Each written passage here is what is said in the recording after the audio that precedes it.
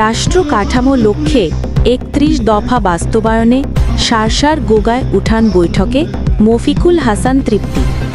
দৈনিক বাগ আচরা বার্তা, সত্য প্রকাশে সাহসী যোদ্ধা।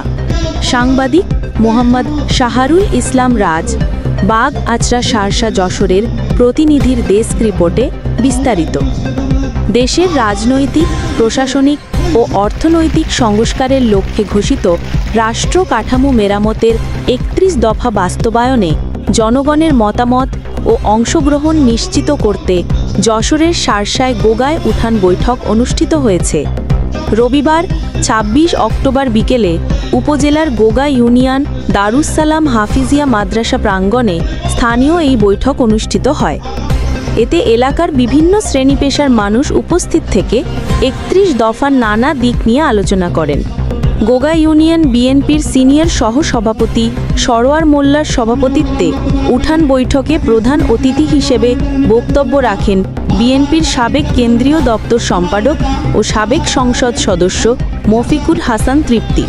তিনি বলেন, দেশের গণতন্ত্রকে সুসংহত করতে ও প্রশাসনের জবাবদিহিতা নিশ্চিত করতে রাষ্ট্র কাঠামো মেরামতের এ কর্মসূচি সময় উপযোগী উদ্যোগ।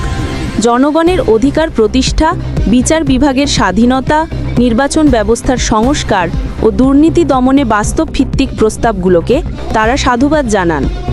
উপজেলা যুবদলের সদস্য হাবিবুর রহমান দুলুর সঞ্চালনায় এ সময় উপস্থিত আরও ছিলেন শার্শা থানা বিএনপির যুগ্ম সম্পাদক তাজ উদ্দিন আহমেদ, যুগ্ম সম্পাদক কুদ্দুস আলী বিশ্বাস, বেনাপোল পৌর বিএনপির সহসভাপতি শাহাবুদ্দিন মন্টু, গোগা ইউনিয়ন বিএনপির সাধারণ সম্পাদক আব্দুল হামিদ সর্দার, বাগ আচরা ইউনিয়ন বিএনপির সভাপতি আসাদুজ্জামান মিঠু, সাংগঠনিক সম্পাদক আলমগীর কবির আলম, কায়বা ইউনিয়ন বিএনপির সাধারণ সম্পাদক শহীদুল ইসলাম কায়বা, শার্শা উপজেলা বিএনপির আইন বিষয়ক সম্পাদক মশিউর রহমান, তথ্য গবেষণা বিষয়ক সম্পাদক আতাউর রহমান আতা, যুবদলের সদস্য সচিব ইমদাদুল হক ইমদা, সিনিয়র যুগ্ম আহ্বায়ক আল মামুন বাবলু, যুবদল সদস্য আলী বাবর বাবু, উপজেলা ছাত্রদলের যুগ্ম আহ্বায়ক বিপ্লব হোসেন, কেন্দ্রীয় ছাত্রদলের সহ সম্পাদক মোস্তাসিম বিল্লাহ অপু, সাবেক ছাত্রনেতা শাহজামাল বাবু, আশিক, আরিফ সহ উঠান বৈঠকে উপজেলা পর্যায়ের নেতৃবৃন্দ, স্থানীয় শিক্ষক, ব্যবসায়ী, যুব সমাজ ও নারীরা অংশ নেন। নির্যাতিত হয়েছেন, লাঞ্ছিত হয়েছেন, ব্যবসা বাণিজ্যের পক্ষ থেকে আপনাদেরকে জানাই রক্তিম শুভেচ্ছা ও অভিনন্দন।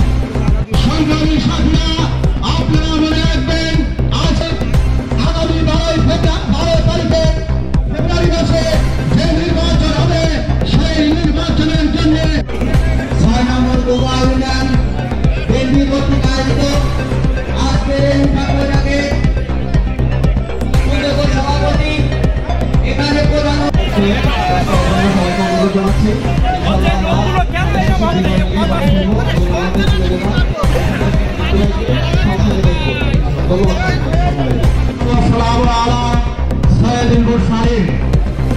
এই অনুষ্ঠানের